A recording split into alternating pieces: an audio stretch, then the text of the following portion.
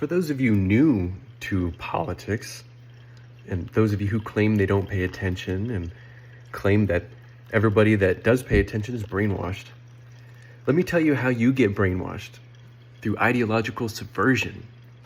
So first you go through decades, we lived through decades of people becoming what we call demoralized. And in this process, people stop trusting institutions, government, media, right? The press, corporate institutions, things like that. So through the decades, people lose this trust. And these people are what they define as demoralized. And then what happens is they get power, right? They get into office. So you got a bunch of people who don't trust the system and are demoralized, right?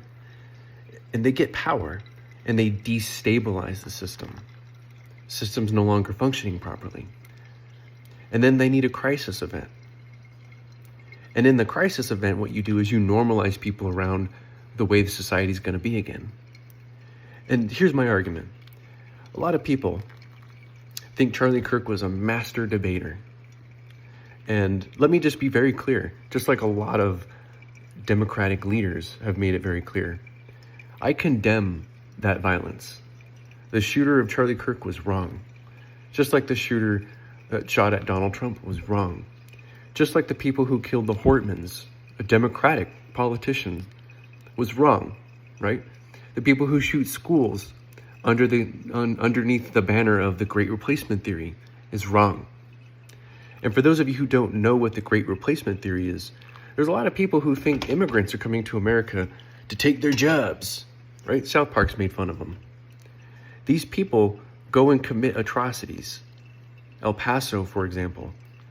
In his manifesto, he said he killed all those people because they were there to replace him, the Great Replacement Theory. And that brings me back to Charlie Kirk. Charlie Kirk, this is an idea that he promoted. A hatred. He promoted hatred, even if he didn't know it.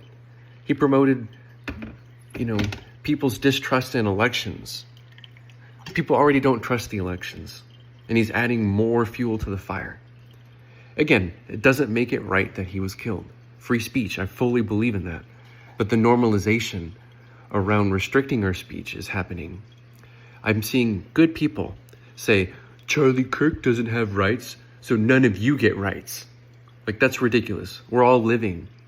Charlie Kirk needs to own his words, right? I need to own my words. If I start speaking hatred to people, I have to accept the consequences of that hatred, okay? However, I speak unity. I love our country. Peace.